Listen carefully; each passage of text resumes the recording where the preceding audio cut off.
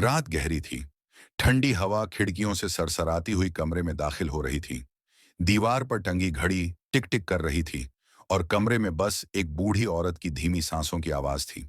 वो औरत थी शारदा देवी, जिले के डीएम आर्यन मिश्रा की मां। छोटे से घर में वो अकेली रहती थी।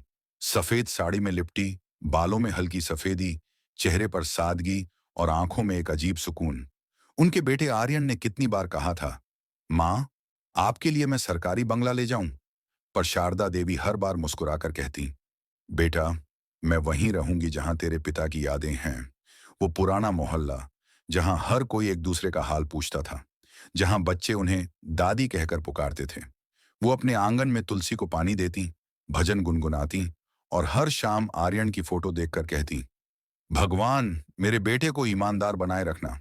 लेकिन उसी रात जब घड़ी ने 9:30 बजाए, गली में अचानक एक पुलिस जीप रुकी।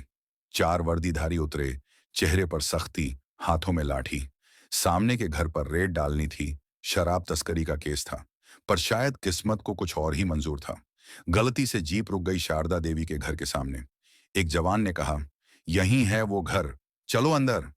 पर नाम तो कुछ और था। चुप रहो, ऑन ऑर्डर है, रेड करनी है। दरवाजा पीटा गया जोर जोर से। अंदर से बूढ़ी आवाज आई, कौन है बेटा इतनी रात को? जवाब में लात चली। दरवाजा टूटा और वर्दीधारी भीतर घुस गए। शारदा देवी हक्का बक्का रह गईं। बाबूजी, क्या हुआ? कौन हो तुम लोग? इंस्पेक्टर बोला, ड्रग्स और शराब छुपा रखी है, सब बाहर निकालो। वो कुछ समझ नहीं पा रही थी। मैं तो अकेली रहती हूं, शराब कैसी बेटा? पर इंस्पेक्टर ने सुना नहीं। अलमारी खोली, बिस्तर उलट दिए, बर्तन फेंक दिए।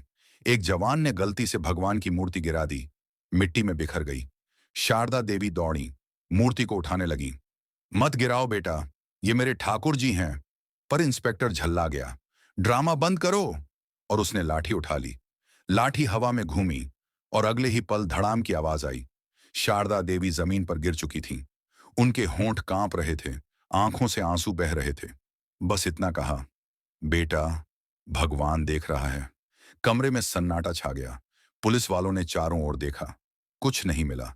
इंस्पेक्टर बड़बड़ाया, गलत पता था शायद, और वो लोग वहां से निकल गए। दरवाजा टूटा हुआ, बर्तन बिखरे हुए और बीच में जमीन पर पड़ी शारदा देवी।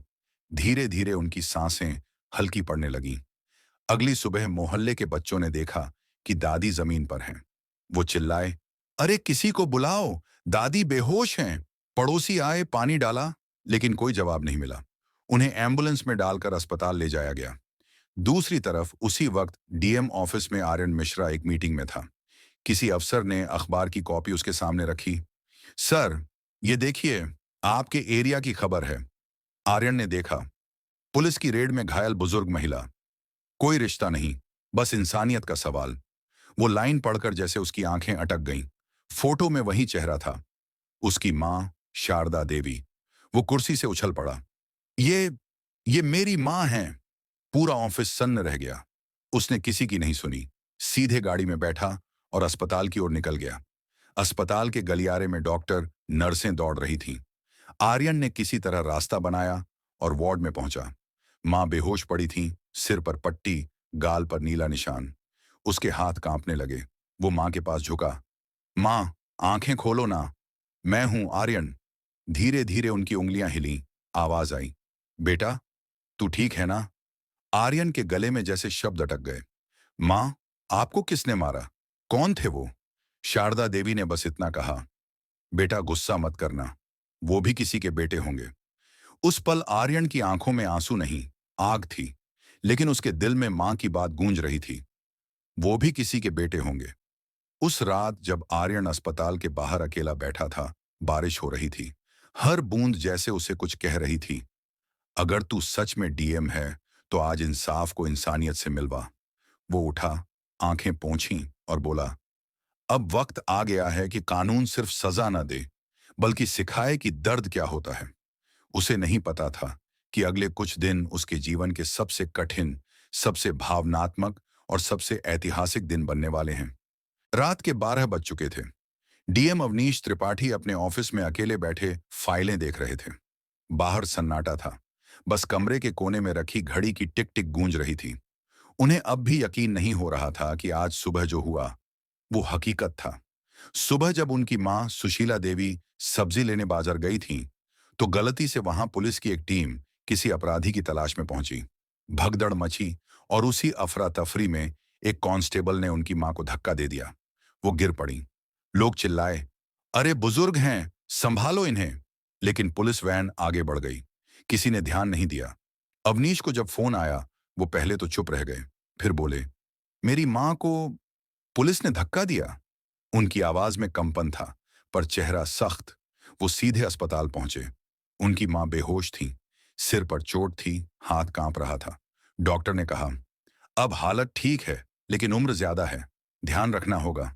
अवनीश ने उनकी झुर्रियों वाले चेहरे को देखा और फुसफुसाए, मां, आपकी हालत देखकर भी इस सिस्टम पर भरोसा करूं? अगली सुबह जब ऑफिस पहुंचे, तो डीएम के नाम के आगे लोग इंसाफ के प्रतीक कहने लगे थे।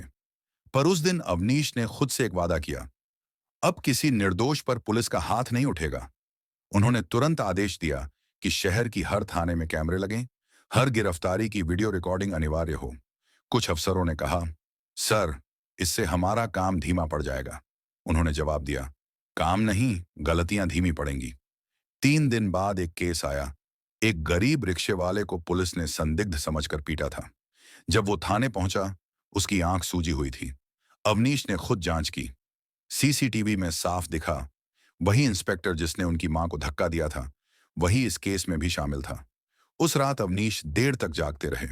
उनके सामने अपनी मां का चेहरा घूम रहा था। फिर उन्होंने अपने फाइल पर लिखा, कानून अंधा नहीं होता, बस कभी कभी उसकी आंखों पर सत्ता की पट्टी बन जाती है।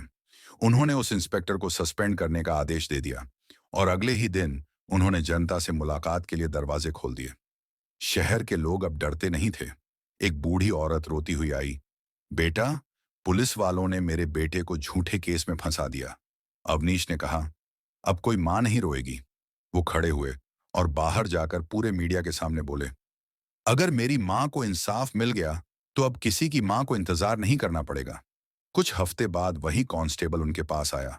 वो सिर झुकाकर बोला, सर, गलती हो गई थी, इंसान हूं, माफ कर दीजिए। अवनीश ने उसे देखा, अगर मैं तुम्हें माफ नहीं करता, तो मेरी मां मुझे कभी माफ नहीं करती। वो उठे और हाथ बढ़ाकर बोले, अब सही काम करो। कांस्टेबल की आंखों से आंसू बह निकले। रात को घर लौटकर अवनीश अपनी मां के कमरे में बैठे थे। मां ने मुस्कुराकर कहा, बेटा, आज तुम्हारी आंखों में वो इंसाफ दिखा जो भगवान की आंखों में होता है। अवनीश ने सिर झुका लिया। उनके भीतर की कसक अब ठंडी पड़ चुकी थी। मां की गोद में सिर रखकर उन्होंने कहा, मां, इंसाफ मरा नहीं था, बस सोया हुआ था। आज वो जाग गया है। रात के 9 बज चुके थे। शहर के चौराहे पर हल्की बारिश हो रही थी। डीएम अवनीश त्रिपाठी अपने सरकारी बंगले की बालकनी में खड़े थे, आसमान की तरफ देखते हुए। बिजली चमकती तो एक पल के लिए उनका चेहरा दिखाई देता, दृढ़, पर आंखों में थकान साफ झलकती। मां का इलाज अब ठीक चल रहा था।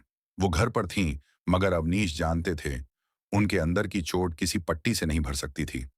वो धीमे स्वर में खुद से बोले, मां ने कहा था, इंसाफ का मतलब सिर्फ सजा देना नहीं, बदलना होता है। तभी नीचे गेट पर हलचल हुई। ड्यूटी ऑफिसर भागता हुआ आया, सर, एक पुलिस गाड़ी एक्सीडेंट में फंस गई है, फायरिंग भी हुई है, और गाड़ी में आपकी मां भी थी। अवनीश के पैरों के नीचे जमीन खिसक गई। वो बिना कुछ बोले बाहर निकले। ड्राइवर ने गाड़ी स्टार्ट की, पर रास्ते भर अवनीश चुप थे। बारिश अब तेज हो चुकी थी। सड़क पर लाल नीली बत्तियां चमक रही थीं। वो मौके पर पहुंचे। गाड़ी पलटी हुई थी। चारों ओर भीड़ जमा थी। एक महिला जमीन पर पड़ी थी, वही सुशीला देवी। पास ही एक पुलिस अफसर घायल हालत में पड़ा था। अवनीश भागकर मां के पास पहुंचे, उन्हें गोद में उठाया। मां, आंखें खोलो, मैं आ गया हूं। डॉक्टर दौड़ते हुए आया। सर, अभी सांस चल रही है, लेकिन हालत नाजुक है। एम्बुलेंस के सायरन के बीच अवनीश अपनी मां का हाथ पकड़े बैठे थे। उनकी आंखों से पहली बार आंसू बह निकले। अस्पताल में पूरी रात ऑपरेशन चला। सुबह जब सूरज निकला, डॉक्टर बाहर आया। सर, खतरा टल गया है, वो अब ठीक हैं। अवनीश ने पहली बार चैन की सांस ली। उन्होंने आसमान की तरफ देखा और फुसफुसाए, धन्यवाद भगवान, इंसाफ को अब अपनी मां की जरूरत है। अगले दिन जब माँ होश में आई, उन्होंने मुस्कुराकर कहा, बेटा, लोग कहते हैं पुलिस बुरी है, पर जिसने एक्सीडेंट के बाद मुझे उठाया, वो भी एक पुलिस वाला था। अवनीश हैरान रह गए। वो बोले, कौन था वो? माँ ने कहा, वही कांस्टेबल जिसने मुझे पहले धक्का दिया था। अवनीश के गले में शब्द अटक गए। माँ बोली, देखा बेटा, बुराई करने वाला भी बदल सकता है, अगर उसे मौका मिले। उस दिन अवनीश ने एक नया आदेश जारी किया। हर पुलिस थाने में एक इंसाफ रूम बनेगा, जहां किसी निर्दोष की बात पहले सुनी जाएगी, सजा बाद में दी जाएगी। उन्होंने उस कांस्टेबल को बुलवाया। वो घबराया हुआ था। हाथ जोड़कर बोला, सर, मैंने अपनी गलती सुधार ली। अब मैं हर गरीब की मदद करूंगा। अवनीश ने उसकी आंखों में झांका, फिर कहा, तुम्हारा नाम अब मेरी मां की दुआओं में रहेगा। कुछ महीनों बाद शहर बदल चुका था। थानों में शिकायत करने वालों को अब कुर्सी दी जाती थी, गालियां नहीं। सिपाही मुस्कुराकर कहते थे, पहले चाय पी लीजिए, फिर बताइए क्या हुआ। लोगों को अब लगने लगा कि इंसाफ मरता नहीं, बस सो जाता है, जब तक कोई उसे जगाने की हिम्मत न करे। 1 साल बाद डीएम अवनीश को राष्ट्रपति पुरस्कार मिला, मानवता के लिए असाधारण सेवा। समारोह में उन्होंने अपनी मां को मंच पर बुलाया। मां ने माइक पकड़ा और धीमे स्वर में बोली, मेरा बेटा डीएम नहीं, मेरा बेटा इंसाफ है। और जब पुलिस ने मुझे मारा था, तब उसी इंसाफ ने अपनी आंखें खोली थीं। पूरा हॉल तालियों से गूंज उठा। अवनीश की आंखें भर आईं। उन्होंने मां का हाथ पकड़ा और कहा, मां, इंसानियत अगर जिंदा है, तो सिर्फ इसलिए कि आप जैसी माएं अब भी सांस ले रही हैं। उस रात जब सब सो गए, अवनीश बालकनी में खड़े होकर आसमान की तरफ देख रहे थे। चांद बादलों के पीछे से झांक रहा था। उन्होंने धीरे से कहा, कभी कभी एक मां का दर्द ही पूरे सिस्टम का इलाज बन जाता है। हवा चली और ऐसा लगा जैसे दूर कहीं कोई फुसफुसा रहा हो। इंसाफ हमेशा जिंदा रहता है। दी एंड।